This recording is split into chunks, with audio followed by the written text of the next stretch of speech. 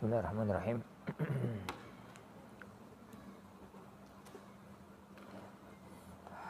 Alhamdulillahirabbil alamin. Wassalatu wassalamu ala asyrafil anbiya wal mursalin nabiyina Muhammadin wa ala alihi wa ashabihi ajma'in wa la haula wa la quwwata illa billahi rabbil alamin. Asyhadu an la ilaha illallah wahdahu la syarikalah, asyhadu anna Muhammadan abduhu wa rasuluh. Allahumma salli wa sallim mubarak ala nabiyyina Muhammadin wa ala alihi wa ashabihi ajma'in wa la hawla wa la quwwata illa billahi rabbil alamin, amma ba'd. Tabi'il fawdin azani Allah wa yakum. Alhamdulillah, kita lanjutkan kajian kita mempelajari manzumah Al-Qawaid Al-Fiqhiyah oleh Fadilatul Syekh Abdul Rahman Ibn Nasir As-Sa'di rahimahullahu ta'ala.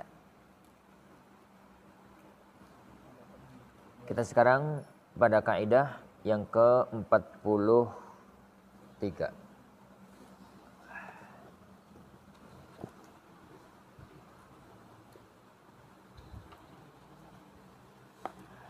Beliau rahimahullahu ta'ala mengatakan tusta'malu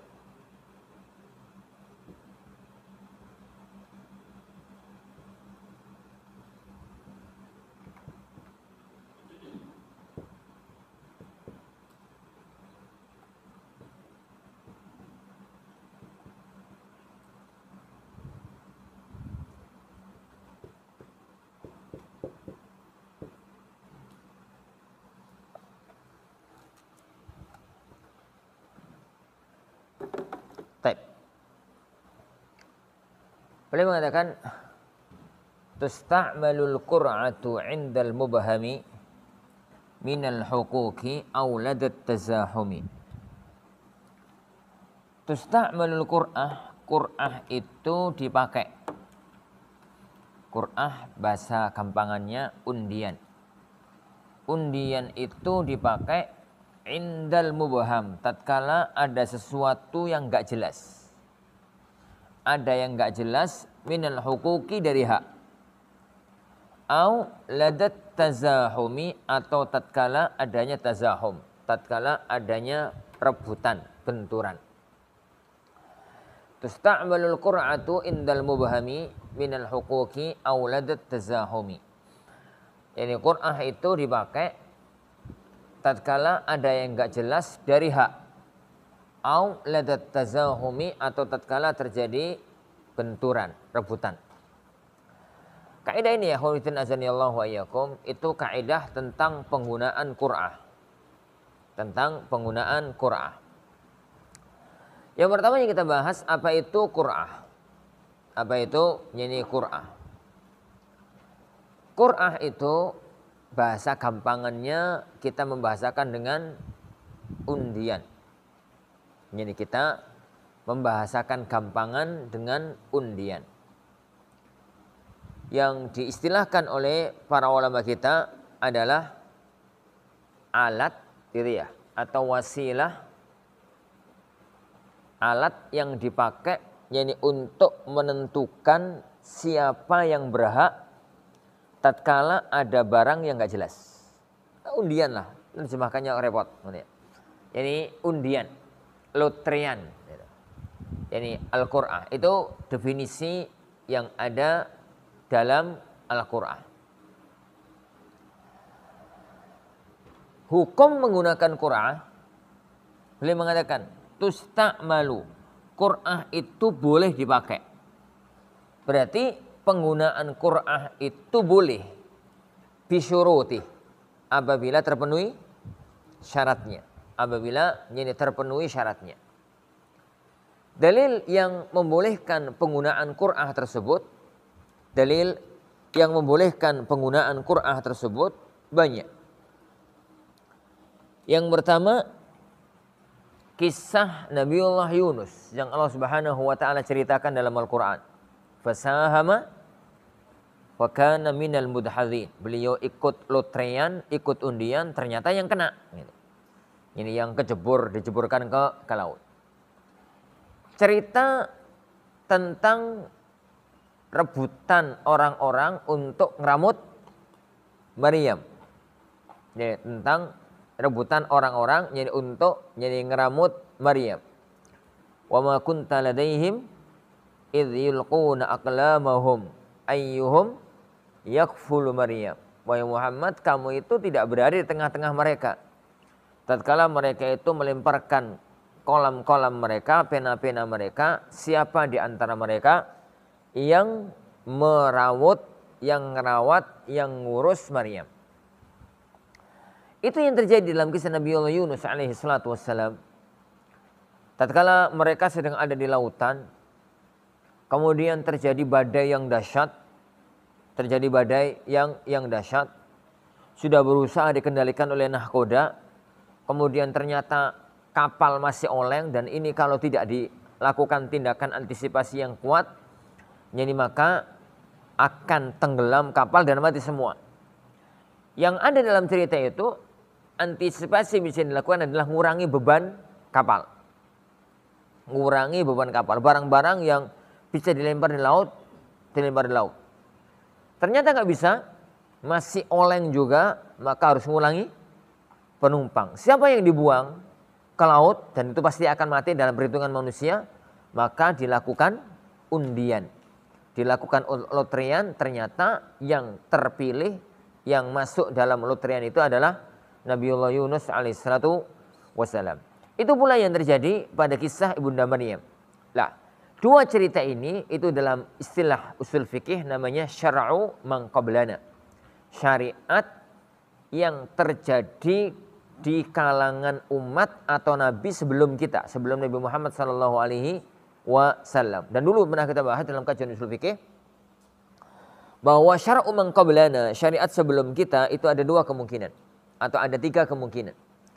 Yang pertama, syariat yang itu ada dalam umat sebelum kita atau nabi sebelum kita dan ada dalam syariat agama kita yang menguatkannya. Contoh, semua syariat Nabi Ibrahim itu adalah bagian dari syariat agama kita, karena Allah mengatakan anittabi millata Ibrahimah hanifa.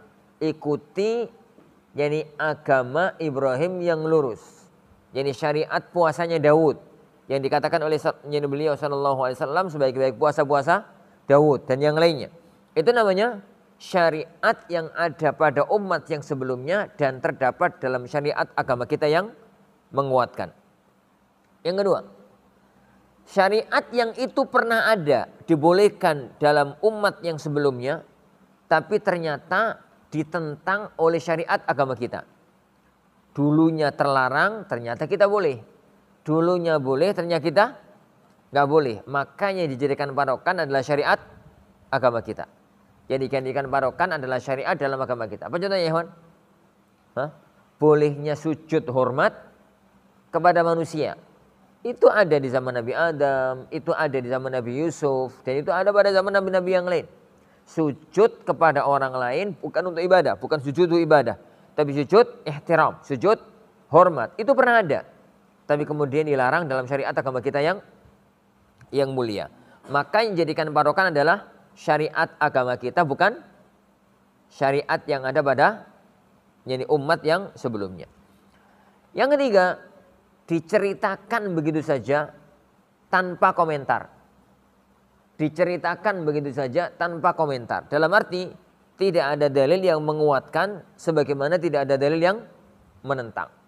Ini diperselisihkan oleh para ulama, tapi pendapat yang zahir selagi diceritakan dalam Al-Quran dan tidak ada yang menentang, maka itu bagian dari syariat agama kita. Nah, masalah Qur'an itu masuk bagian yang pertama. Kenapa? Karena itu terjadi dalam kisah Nabi Yunus, terjadi dalam kisah Nabiullah Zakaria tatkala rebutan untuk ngurusi Maryam, dan itu dikuatkan dalam syariat agama kita yang mulia. Maka berarti itu cerita masa lalu yang dikuatkan oleh syariat Islam. Adapun dalil dari as-sunnah sangat banyak. dalil dari yani as-sunnah sangat banyak. Di antaranya adalah Rasulullah SAW setiap kali mau safar itu ngelotri istrinya, ngundi istrinya siapa yang ikut. Ini siapa? Ini yang ikut. Dalam suatu ketika, ketika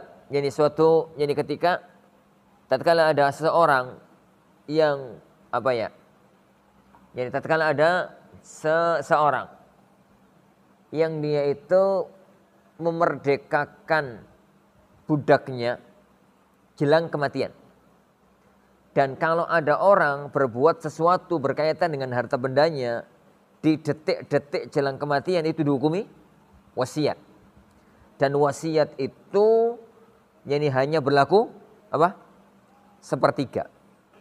Jumlah yang akan dimerdekakan itu 6. Padahal hartanya hanya itu. Berarti hanya merdekakan 2, yang 4 tetap menjadi budak. Siapa mereka?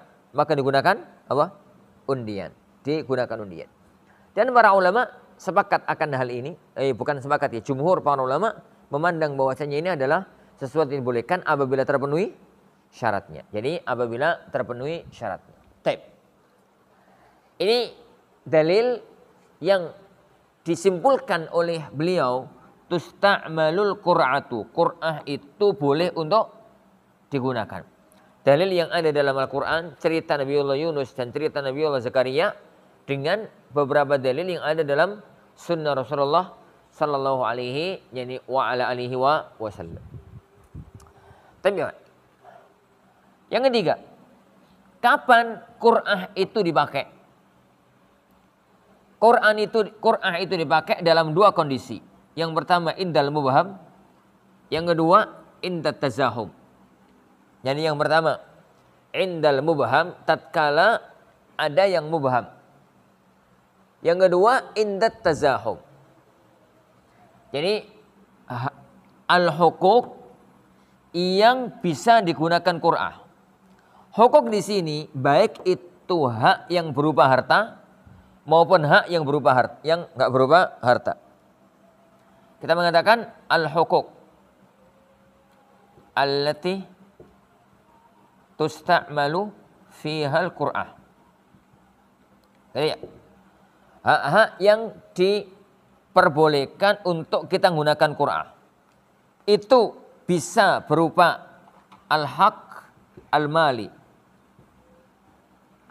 atau al-haq ghair al-mali. Hak harta ya masalah harta. Jadi masalah harta. Hak tidak harta ya masalah posisi, masalah barang, sesuatu yang lain, itu bukan harta benda. Tapi itu enggak terlalu penting. Yang penting hak. Hak itu apapun itu, baik itu harta maupun itu bukan harta, pokoknya itu adalah hak. Apabila ada satu hak, maka bisa digunakan Qur'ah dalam 2 kondisi. Kondisi yang pertama itu mubham. Kondisi yang kedua adalah tazahum. Kondisi yang kedua itu tazahum. Apa itu mubham para ikhwah? Mubham itu satu hak yang dia itu enggak jelas milik siapa. Yani satu hak yang dia itu enggak jelas barang itu milik siapa. Yani barang yani itu milik siapa. Itu mubham. Adapun tazahum itu barangnya satu diperebutkan oleh lebih dari satu orang. 2 lebih. Diperebutkan oleh 2 lebih. Itu masalah tazahum. Gambarannya ya Ikhwan. Jadi gambarannya kalau dalam masalah mubham. Gambarannya itu dalam masalah mubham. Tatkala ada seorang suami punya 4 orang istri. Lalu dia mengatakan salah satu dari istriku tak ceraikan. Dia mengatakan salah satu dari istriku cerai. Setelah dia ngomong semacam itu, qadarullah terjadi gagar otak. Dia marah sama semua istrinya. Karena marah sama semua istrinya, kemudian dia ngomong, salah satu dari kalian cerai. Gitu. Setelah itu dia pergi meninggalkan rumah. Kondisi pikirannya kalut, naik sepeda motor, nabrak gitu, tabrakan, kecelakaan. Jatuh gagal otak. Akhirnya dia hilang kesadaran. Jadi dia hilang kesadaran. Tapi cerai sudah jatuh. Cerai sudah jatuh ke salah satu dari istrinya. Padahal istrinya jumlahnya 4. Lah, setelah dia sebulan, 2 bulan, 3 bulan, setengah tahun baru sadar. Dia ditanya, padahal istrinya sudah selesai masa iddah. Dia itu ditanya, sebelum kejadian itu kasusnya jenengan tuh marah-marah menceraikan salah satu dari kami. Menceraikan salah satu dari kami. Dan ini sudah selesai masa iddah. Siapa di antara kami yang sekarang bukan lagi istrinya? Dia inget-inget, lupa. Benar-benar lupa. Dalam kondisi itu, siapa yang dihukumi diceraikan? Itu namanya kasus mubham, gak jelas.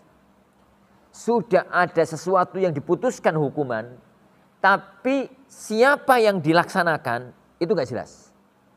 Maka itu contoh kasus mubham. Ada ketidakjelasan siapa yang dihukumi untuk diceraikan. Siapa yang dihukumi untuk diceraikan. Kasus yang terjadi pada zaman Rasulullah SAW tadi. Ada orang dia itu berwasiat, karena ceritanya sebagian riwayat itu berwasiat, sebagian ceritanya itu menjalankan, tapi sudah menjelang meninggal dunia. Lepaslah, kita ceritakan dengan cerita wasiat aja. Ada orang itu berwasiat untuk memerdekakan semua budaknya setelah dia meninggal dunia nanti. Pada waktu dia meninggal dunia budaknya itu ada 6. Sebagaimana antum tahulah, bahwa kalau ada orang meninggal dunia, maka hartanya tidak secara otomatis diwaris. Tapi harus melewati beberapa tahap untuk bisa diwaris. Yang pertama, digunakan untuk biaya perawatan jenazah. Biaya perawatan jenazah itu diambilkan dari harta mayit.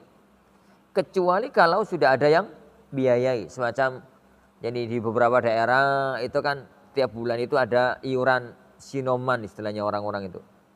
Itu biasa digunakan untuk, salah satunya adalah untuk perawatan jenazah. Nanti kalau ada orang meninggal dunia dari kampung tersebut, mau yang gali kuburan, mau kain kafan, mau perawatan, ini semua sudah ditanggung oleh desa. Tapi hasil iuran tersebut. Kalau semacam itu selesai. Kalau tidak ada yang semacam itu, maka biaya perawatan diambilkan dari harta mayit. Terutama kalau di kota-kota besar, itu biaya perawatan jenazah itu besar. Itu yang pertama. Selesai biaya perawatan jenazah, harta masih nyisa, maka yang dilihat adalah utang.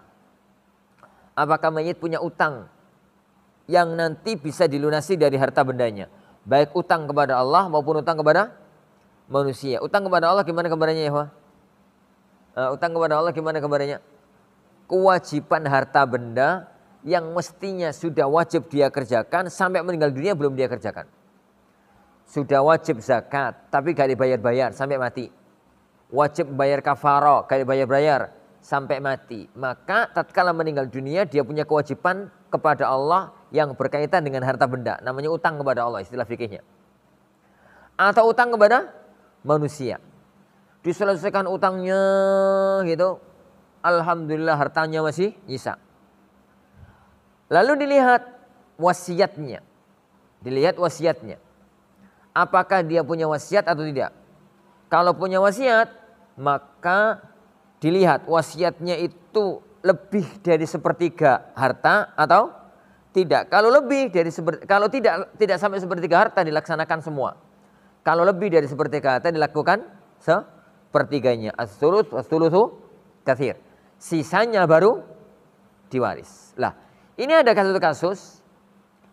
Jadi orang itu berwasiat nanti kalau dia meninggal dunia semua budaknya yang jumlahnya 6 itu dimerdekakan. Setelah dia meninggal dunia diproses harta bendanya, ini untuk biaya perawatan jenazah, untuk membayar utang, habis semua hartanya kecuali budak yang 6 itu. Semua hartanya habis kecuali nyisa budak 6. Ini keenamanannya mau dimerdekakan nggak boleh karena wasiat tidak boleh dari sepertiga harta. Berarti kan hukumnya yang merdeka cuma 2, yang 4 tetap jadi budak. Siapa? Nggak jelas. Gitu. Dalam kondisi ini ketidakjelasan itu contoh kasus apa Yohan? Mubham. Contoh kasus mubham. Hak itu adalah hak merdeka. Hak itu adalah hak merdeka. Yang pertama tadi, kasus yang pertama itu adalah hak tetap jadi istri. Yang satu diceraikan, yang 3 hak tetap jadi istri. Yang semacam itulah. Kondisinya sekarang nggak jelas. Siapa yang harus diberlakukan hukum semacam itu. Maka itu namanya al-mubham minal hukuk. Jadi tatkala hak itu tidak jelas siapa yang akan diberlakukan hukum padanya. Itu kasus mubham. Kebalikan dari kasus mubham itu kasus tazahum. Kebalikan dari kasus mubham itu kasus tazahum. At-tazahum itu kasus rebutan. Kalau tadi itu enggak jelas siapa. Kalau tazahum itu kasus rebutan. Jadi ada satu hak diperebutkan oleh beberapa orang. Diperebutkan oleh beberapa orang. Contoh. Jadi contoh. Ya rebutan apapun ya kawan. Bahasanya Rasulullah SAW walau aliman nasu ma fi safil awal. Jadi seandainya orang-orang itu tahu tentang keutamaan saf yang pertama dan mereka tidak bisa mengambilnya kecuali harus dengan rebutan. Yani kecuali dengan lotrian lastahamu. Mereka pasti akan lotrian. Jadi rebutan. Gambarnya itu saf yang pertama itu penuh. Cuma nyisa 1 orang. Cuma nyisa 1 orang. Nyisa 1 orang itu sudah nggak bisa lagi pepet-pepet kan sudah. Menyisa tinggal 1 tempat. Ada 3 orang dari belakang guduk gitu ya. 3-tiganya pengen maju.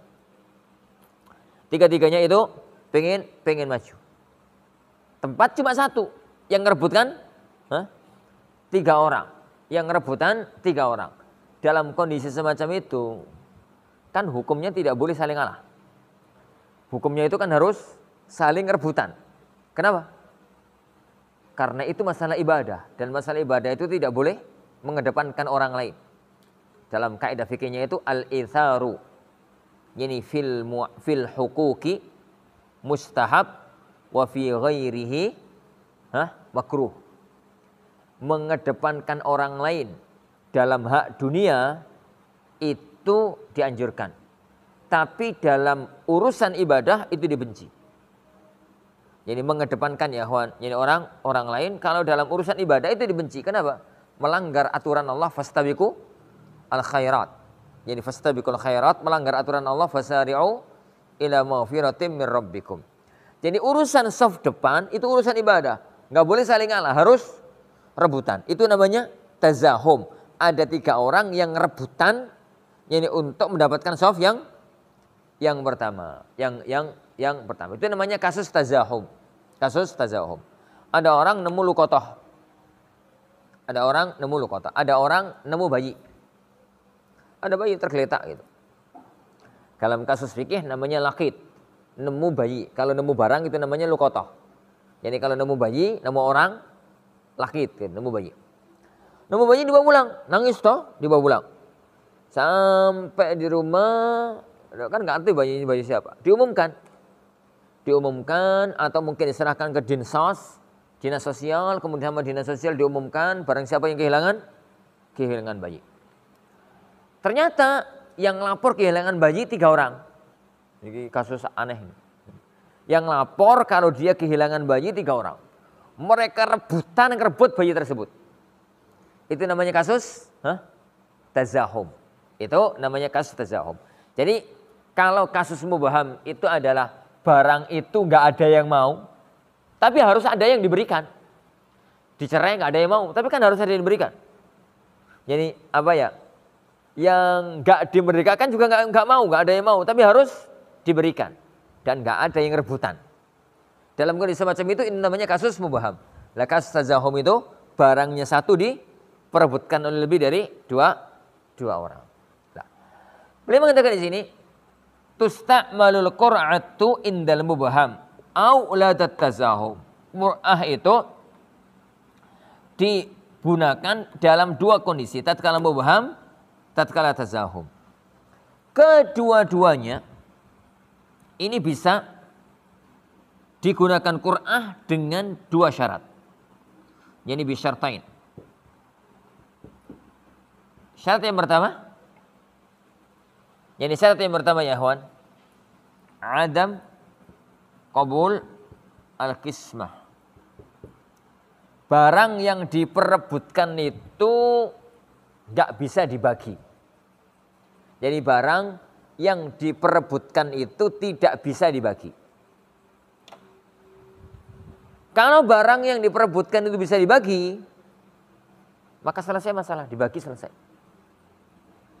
Gambarannya apa ya, Wan? Luqatah. Gambarannya itu luqatah. Ada orang nemu barang. Anggaplah nemu emas batangan 50 gram. Nemu emas batangan 50 gram. 50 gram kan berarti harganya sekitar berapa? 75 juta sekarang. Anggaplah nemu emas batangan 50 gram. Nemu emas batangan. Diumumkan. Jadi telah ditemukan barang yang berharga. Jadi barang siapa yang merasa kehilangan, maka silahkan hubungi nomor ini, gitu ya. Akhirnya ada yang datang kepadanya, kepada orang yang mengumumkan itu, ada 3 orang atau ada 2 orang lah, ada 2 orang. Ada 2 orang itu datang berbarengan atau di waktu yang berdekatan. Tatkala orang nomor 1 datang, ditanya, kehilangan barang apa Pak yang hilang? Emas. Emas apa? Emas batangan. Yang pertama ini detail bisa menyebutkan ciri-ciri barang yang hilang itu. Lah orang yang kedua pun persis bisa menyebutkan ciri-ciri barang yang hilang. Padahal keduanya nggak saling kenal. Yang satu datang dari timur, yang satu datang dari barat. Nggak saling kenal. Mampu menyebutkan ke barang itu dengan detail. Ini masalahnya sekarang nggak jelas. Masalahnya sekarang nggak jelas. Berarti barang itu sekarang diperebutkan. Barang itu sekarang diperebutkan. Tapi emas batangan itu mampu dibagi. Maka tidak perlu ada Qur'ah. Tatkala barang itu tidak jelas miliknya A atau miliknya B. Karena dua-duanya punya bukti yang sama-sama kuat. Dua-duanya mampu berhujah yang sama-sama kuat. Dan di hadapan yang menemukan barang itu tidak bisa dibedakan mana yang lebih kuat antara ini keduanya. Tapi ternyata barang itu mampu dibagi. Ya sudah, emasnya dipotong jadi 2 atau dijual. Lalu hartanya harganya dibagi 2. Kalau semacam itu, Qur'ah tidak berlaku. Qur'ah itu berlaku dalam satu kondisi, barangnya itu adam qabul al-qismah, tidak bisa dibagi. Contoh, rebutan bayi. Rebutan bayi maksud bayi ini dibagi. Kamu kepalanya, aku kakinya. Atau ini hari Senin, Selasa, Rebo, saya bapaknya. Jadi Kamis, Jumat, Sabtu, jadi kamu bapaknya. Kan nggak mungkin ya, wong nasab itu 1, nggak mungkin dibagi. Ngeramut mungkin ya, tapi nasab kan cuma 1, nggak mungkin dibagi. Lah, sesuatu yang nggak mungkin dibagi, maka dalam kondisi itu diberlakukan hukum Qur'ah. Contoh kasus tadi yang rebutan soft yang pertama tinggal satu, itu kan nggak mungkin dibagi. Katakan, ya sudah mas, sampean maju yang pertama, engkau masuk rakaat kedua sambil mundur, aku yang maju, masuk ngono. Nggak mungkin dibagi juga. Tatkala nggak mungkin dibagi, maka berlaku hukum apa ya? Ini berlaku hukum qur'ah. Itu yang pertama. Adam qabul al-qismah, tidak mungkin dibagi. Konsekuensinya kalau barang itu bisa dibagi, maka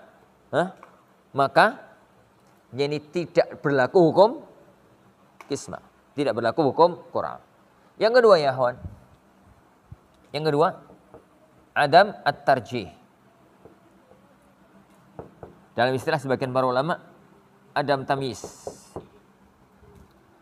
Jadi tidak ditemukan titik penguat salah satunya. Jadi tidak ditemukan titik yang menguatkan salah satunya.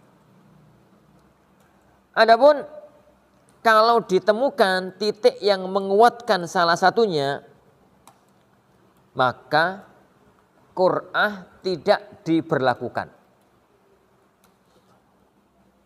Contoh misalkan ya Pak, dalam rebutan bayi tadi. Dalam rebutan bayi tadi, setelah keduanya diinterview, jadi ciri-ciri anaknya gini, bagaimana anaknya sampai bisa ketinggalan dan macam-macamnya, antara A dan B itu sama persis gitu keterangannya. Akhirnya sama yang nemu itu, jadi harus dilakukan proses berikutnya. Proses pemeriksaan DNA misalkan. DNA-nya Bapak A sama DNA-nya Bapak B. Ditemukan bahwasanya DNA-nya menunjukkan bahwasanya bayi ini anaknya A. Dalam kondisi itu tidak berlaku hukum qur'ah. Kenapa? Ada penguat. Jadi ada penguat. Jadi apa ya? Qur'ah itu berlaku apabila keduanya terpenuhi. Tidak ada yang menguatkan salah satu. Yang kedua, barang itu tidak bisa dibagi. Apabila dua-duanya terpenuhi, maka berlaku hukum qur'ah. Apabila salah satunya tidak terpenuhi, maka qur'ah batal. Jadi barang bisa dibagi aja. Atau ada penguat salah satu sisi, maka yang kuat itu yang lebih diutamakan, yang diberikan kepada dia. Baik. Sekarang ini contoh kasus.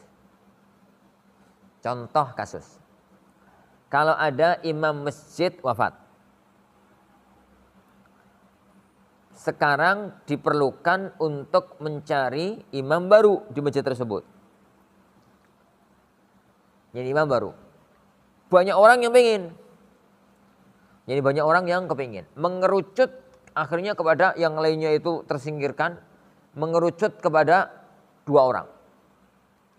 2 orang itu sisi akroknya sama. Ya ummul qaum akrauhum li kitabillah. Akroknya sekelas, selevel. Taib. Masuk ke pilihan yang kedua. Standar yang kedua. A'lamuhum bisunnah sama. Sama-sama kemampuannya tentang sunnahnya Rasulullah SAW itu sama. Taib.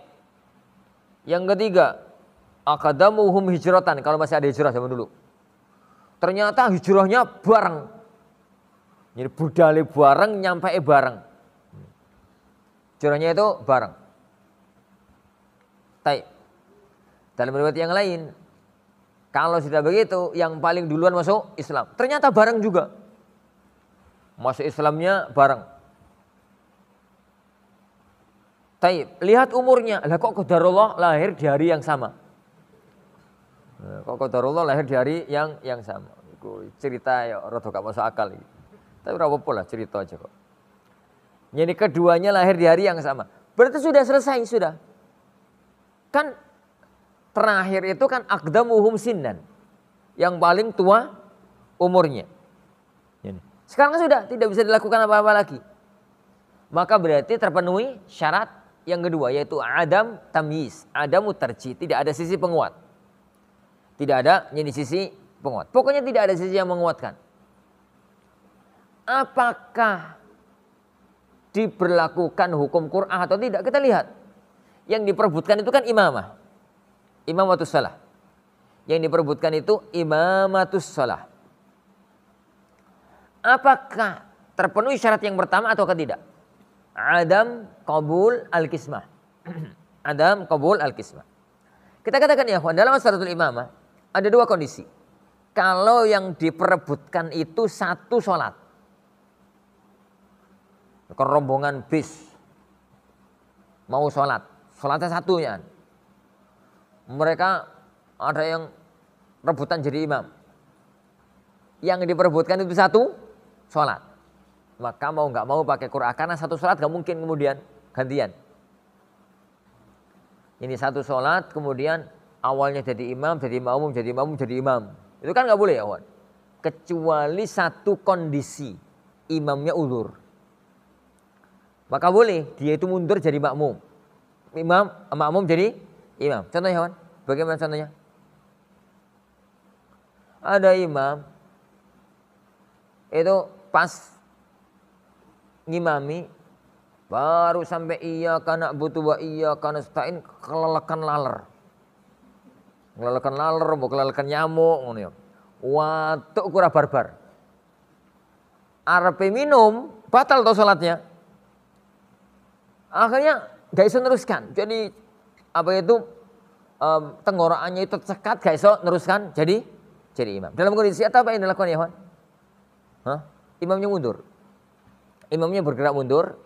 Yang di belakang imam bergerak maju. Itu mungkin. Tapi ini dari awal disepakati. Sak rakaat yo gantian. Sampean rakaat pertama wis aku rakaat kedua. Enggak bisa karena itu satu salat. Adapun kalau imam masjid itu masih sangat memungkinkan enggak pakai Qur'an. Kenapa? Dijadwal. Kalau imam masjid itu masih ada sisi yang memungkinkan tidak pakai Qur'an. Dijadwal. Jadi Senin, Selasa, Rabu sampean. Yani Jumat, Sabtu, Ahad siapa gitu. Dan itu yang terjadi di Haram Makkiyah, Haram Madani. Imamnya banyak nanti karena di jadwalnya begini, jadwalnya begitu dan semacam yang lainnya. Yang penting gambarnya adalah imamnya adam qabulul qismah sama adam at-tarjih atau at-tamyiz. Apabila dua syarat ini terpenuhi, mau kondisi mubham, mau kondisi tazahum, maka diberlakukan hukum hukum Qur'an. Digunakan cara jadi untuk dilakukan Qur'an. Wallahu a'lam. Nah. Tayyib dan azanillahu wa iyyakum. Terakhir dalam masalah ini adalah Qur'an itu tata laksananya bagaimana? Bagaimana cara melakukan Qur'an? Bagaimana cara jadi untuk melakukan Qur'an? Cara melakukan Qur'an itu kembali kepada kaidah. Sesuatu yang ada ketetapannya oleh syariat, ada hukumnya. Tapi perincian dari hukum itu tidak ada keterangannya, maka dikembalikan kepada urf. Jadi dalam masalah ini ya, Wan, Qur'an itu jelas. Hukumnya jelas. Kondisi dan syaratnya jelas. Ada ketetapan syariatnya. Tapi bagaimana caranya mengqur'ah? Itu nggak ada. Nggak ada keterangan dari syariat bagaimana caranya membuat acara lutreyan atau undian. Maka berarti hukumnya bebas. Dikembalikan kepada urf yang berkembang di masyarakat. Urf yang berkembang di masyarakat kalau lutreyan itu gimana? Yuk bisa pakai kertas digulung-gulung. Bisa pakai hompimpa. Di wong loro bisa pakai suit. Itu pakai opo lah. Pakai opo apapun nih yang bisa digunakan untuk Qur'an tersebut. Wallahu a'lam. Nah, ini masalah yang dibahas oleh beliau dalam kaidah ini. Tusta'malul Qur'atu yani indal mubahami minal huquqi auladah at-tazahum. Tapi Pak, ada masalah? Lanjutkan. Penjemput katam. Punya ujian dengan? Maksudnya? BSBS. Itu santri bener. Jadi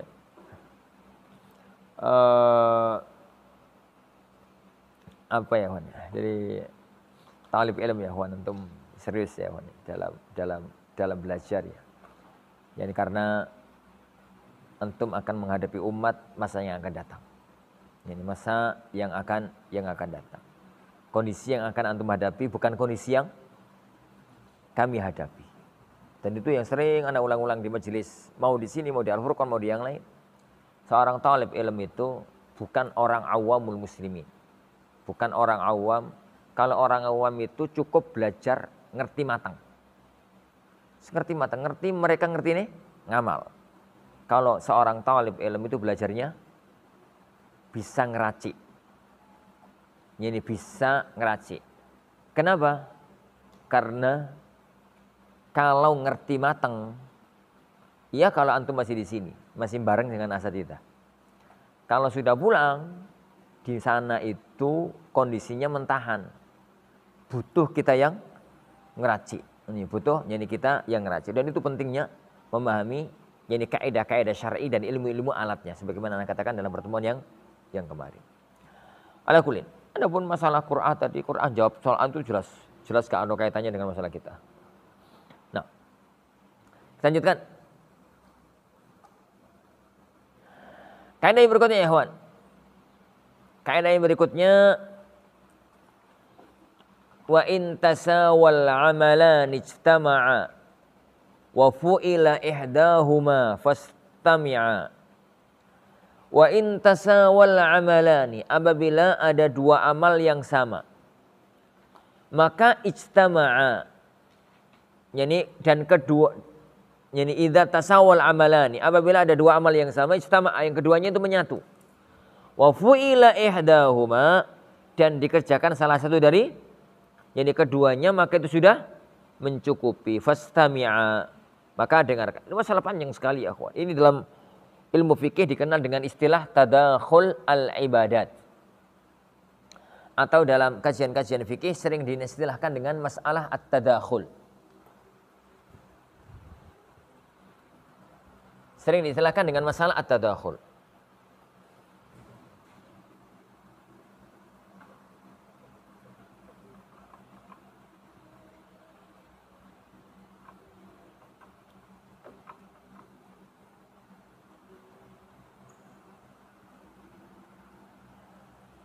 Masalah ya yang ada di hadapan kita sekarang adalah masalah at-tadakhul.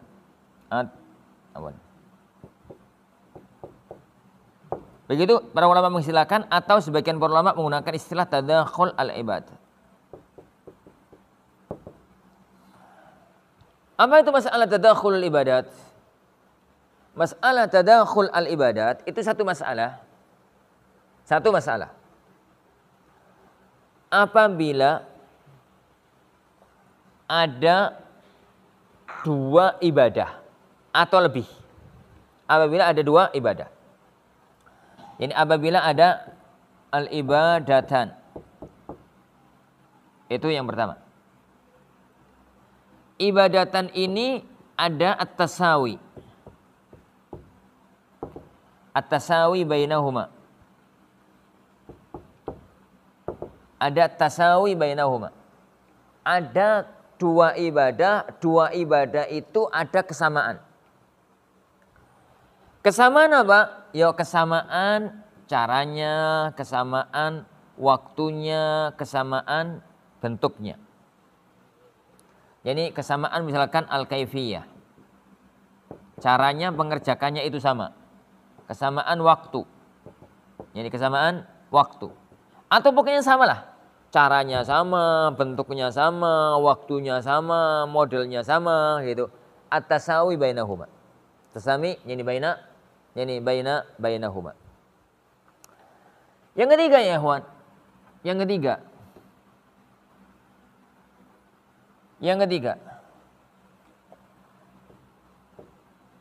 Yani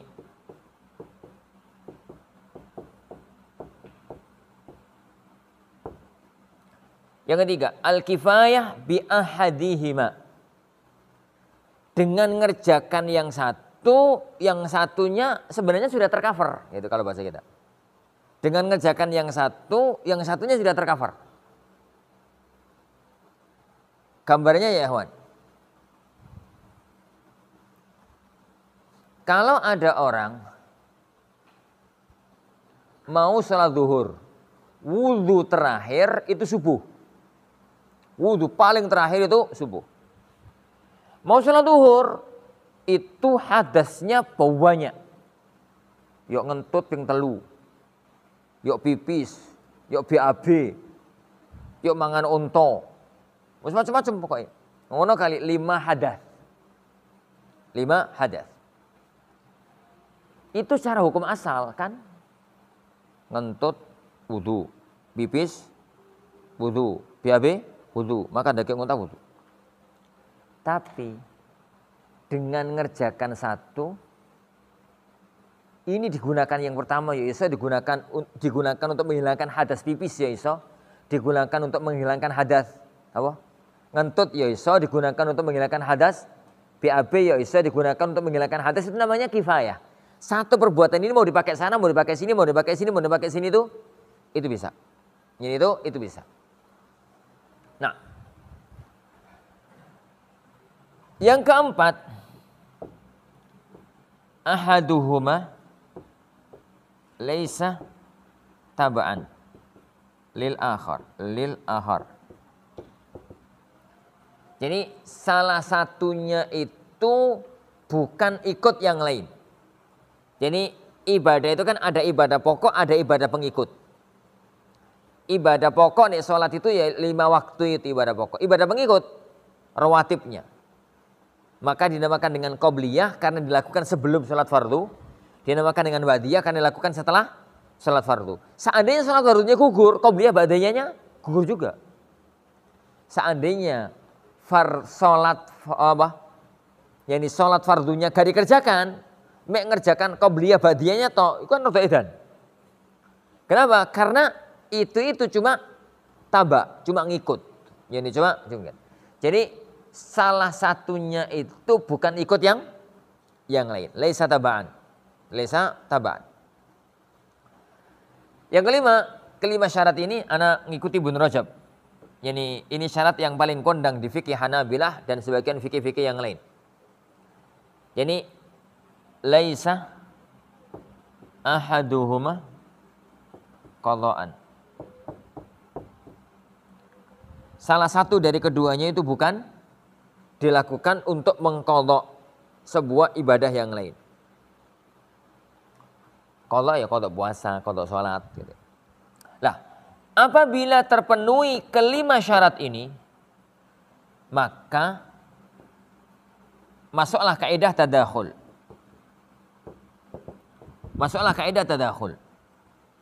Yaitu dikerjakan salah satu lalu diniatkan untuk semua, itu cukup. Jadi tidak harus kerjakan satu.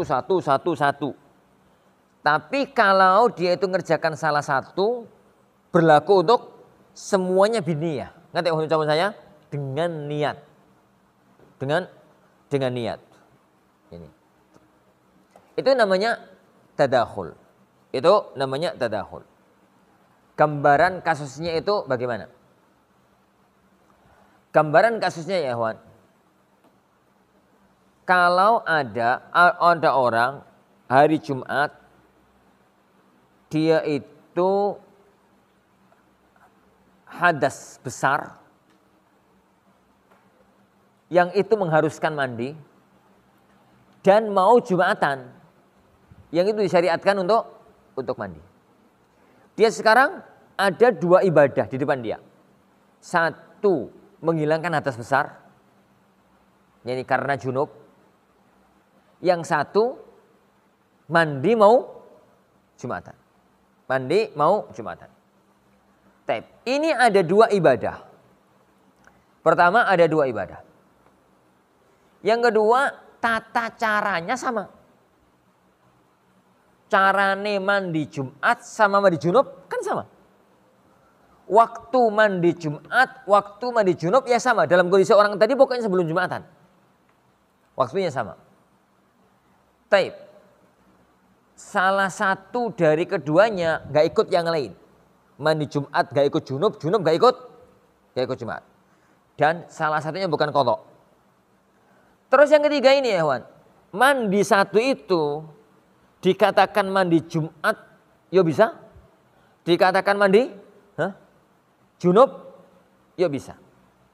Lah, dalam kondisi itu, maka kalau mandinya dilakukan 2 kali, diniatkan iki mandi junub, oleh 2 menit engko mandi neh, iki mandi Jumat, ngono. Ya, monggo kalau mau begitu. Tapi yo masa ngono. Tapi kalau mandinya satu tok, diniatkan untuk dua-duanya, maka itu juga sah. Itu namanya tadakhul. Itu namanya fikih tadakhul. Itu namanya fikih tadakhul. Gambaran yang lain ya, Wan. Ini gambaran ini yang lain. Kalau ada orang ba'da azan wudu. Setelah azan dia wudu. Ya di rumah masih wudu. Terus berangkat ke masjid. Di hadapan dia kan ada 3 sholat. 1 sunnah wudu, 2 tahiyatul masjid, 3 qobliyah. 3 itu qobliyah. Nah, di hadapan dia sekarang ada 3 sholat. 3 sholat ini 2 ibadah atau lebih. Nah, 2 ibadah atau lebih. Ketiga-tiganya itu sama. Caranya sama-sama 2 rakaat, waktunya ya tadi sebelum sholat wajib.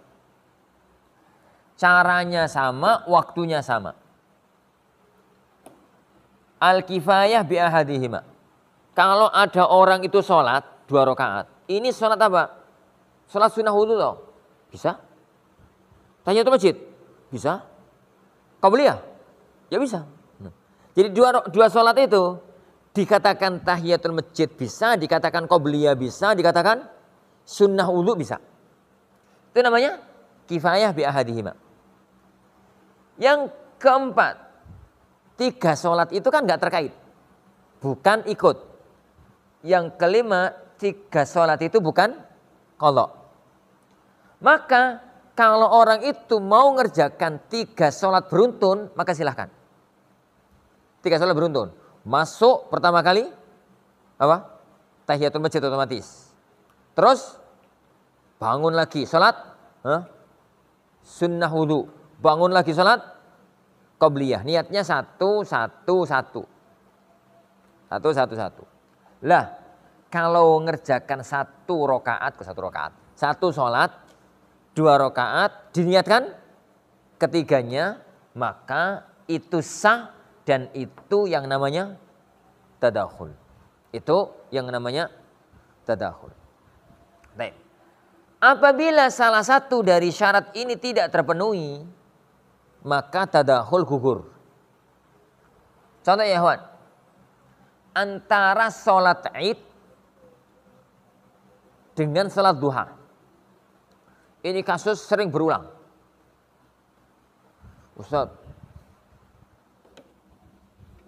anak hidup di lingkungan saudara-saudara kita Muhammadiyah. Muhammadiyah pakai hisab. Anak alhamdulillah bisa kiprah-kiprah dakwah di tempat kami.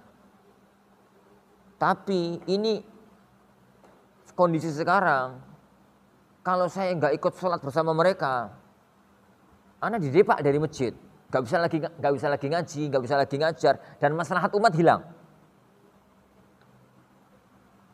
Kalau saya sholat, keyakinan saya sekarang masih puasa, belum hari raya, hari rayanya besok.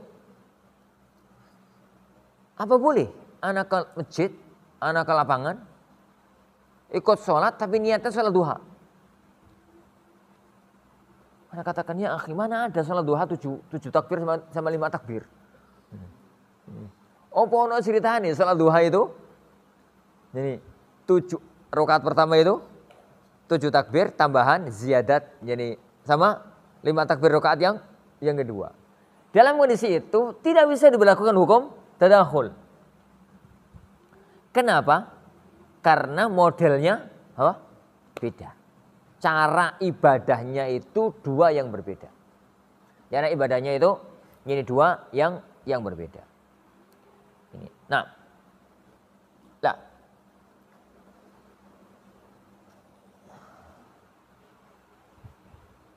contoh ini, antara sholat subuh dengan qobliyah subuh. Boleh digandeng? 2 rakaat, iki diniati qobliyah, diniati sholat subuh. Gak bisa, karena salah satunya tabak. Antara qadha puasa Ramadan dengan puasa Syawal. Sebagian umahat tuh kadang-kadang aneh-aneh takon. Saat ini gimana Ustaz? Anak punya utang puasa 7 hari. Dan anak kepingin puasa Syawal 6 hari. Boleh enggak ya? Anak puasa 7 hari dengan niat qadha plus Syawal. Jawabannya tidak bisa. Karena salah satu dari keduanya qadha. Salah satu dari keduanya itu qadha. Yang penting, apabila salah satu di antara syarat-syarat ini tidak terpenuhi, maka tadakhul ibadat tidak berlaku. Tadakhul ibadah itu tidak berlaku. Hanya para ulama sedikit membicarakan masalah yang satu ini. Apa makna ucapan mereka al-kifayah bi ahadihima? Apakah maksudnya itu harus dilakukan masing-masing? Ini tujuannya begini, tujuannya begitu, ataukah pokoknya ini bisa untuk ini bisa untuk itu? Ini berkaitan dengan masalah kalau orang akikoh pas waktunya udhiyah. Jadi ada bayi lahir tanggal 4. Tanggal 4 Dzulhijjah. Pas tanggal 10 itu tanggal hari ke-7. Di hadapan dia ada udhiyah, ada akikoh. Udhiyah nyembelih kambing, akikoh nyembelih kambing. Dua ibadah itu di waktu yang sama, modelnya sama. Apakah boleh satu kambing untuk keduanya? Itu menjadi polemik di kalangan para ulama. Polemik itu muncul berkaitan dengan syarat yang ketiga. Kalau dilihat dari sekilas, kalau ada orang nyembelih tanggal 10, dia nyembelih opon mas korban, ya bisa. Opon mas akikoh, ya bisa. Dari titik itu maka sebagian ulama mengatakan itu bisa tadakhul. Itu bisa tadakhul. Tapi sebagian ulama mengatakan enggak bisa lah. Wong itu kewajiban masing-masing kok. Maksudnya itu korban itu kewajiban harta bagi yang mampu. Kalau kita katakan wajib. Akikoh itu kewajiban bocah. Syariat untuk bocah. Sedangkan ini syariat itu dua kambing yang berbeda. Dan itu mazhab sebagian para ulama. Tapi itu dalam kasus-kasus kecil semacam itu. Secara umum, pokoknya kalau satu ibadah itu dikatakan ini bisa, dikatakan itu bisa, dengan mengerjakan ini sudah terwakili yang sana, maka itu bisa masuk dalam kaidah tadakhul. Apa hukum? Apa dalil yang melandasi kaidah ini? Haji qiran. Dalil yang melandasi kaidah ini cuma satu. Masalah haji qiran. Apa itu haji qiran ya?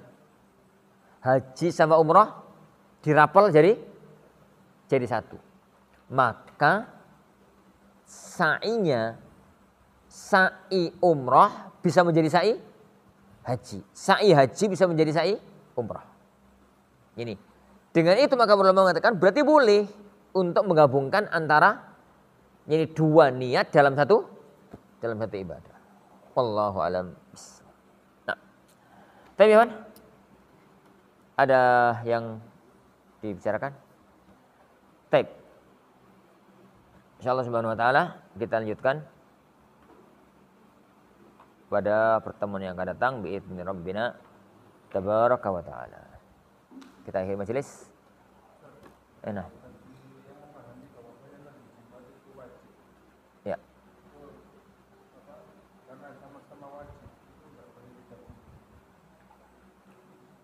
Itu masalah yang panjang di kalangan para ulama.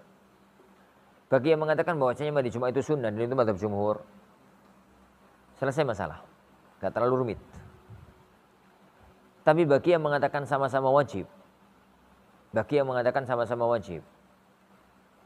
kalau dia itu mandinya 2 kali, selesai masalah. Mandi itu ya, 2 kali itu bisa dilakukan dalam waktu sekali. Kan intinya mandi itu di niat mandi sama mengguyur seluruh badan. Ulu, kemudian nyela-nyelai rambut, mengguyur seluruh badan. Ini dengan niat mandi junub. Terus diulang, wudhu lagi. Wudhu lagi, nyela-nyelai rambut lagi, diguyur seluruh badan dengan niat mandi Jumat. Selesai masalah. Kalau mau melakukan itu, maka itu selesai masalah. Berarti dua-duanya amal masing-masing diniatkan masing-masing. Adapun kalau dilakukan satu diniatkan, keduanya ada khilaf di kalangan ahli ilmi. Ana secara pribadi cenderung untuk mengatakan boleh. Karena antar 2 wajib atau dua-duanya sunnah atau salah satunya wajib dan sunnah itu nggak punya efek. Yang punya efek itu adalah terpenuhinya syarat. Mandi itu, orang itu kalau mandi junub secara otomatis dia mandi. Tujuan dari mandi Jumat itu kan untuk tatkala berangkat ke masjid kondisi sudah bersih. Maka tatkala dia mandi junub, tujuan mandi Jumatnya sudah terwakili. Itu namanya al-kifayah bi ahadihima. Salah satunya yang semacam itu, meskipun sebagian ahli ilmi mengatakan harus mandi dua-duanya. Wallahu a'lam. Tapi insyaallah subhanahu wa ta'ala ya yang kita pelajari, insyaallah kita lanjutkan pada waktu yang akan datang. Bi'idzni Rabbina tabaraka wa ta'ala. Kita akhiri majelis kita. Subhanakallahumma wa bihamdika asyhadu an la ilaha illa anta astaghfiruka wa atubu ilaik. Sallallahu wasallam wa baraka ala nabiyyina Muhammad. Assalamualaikum warahmatullahi wabarakatuh.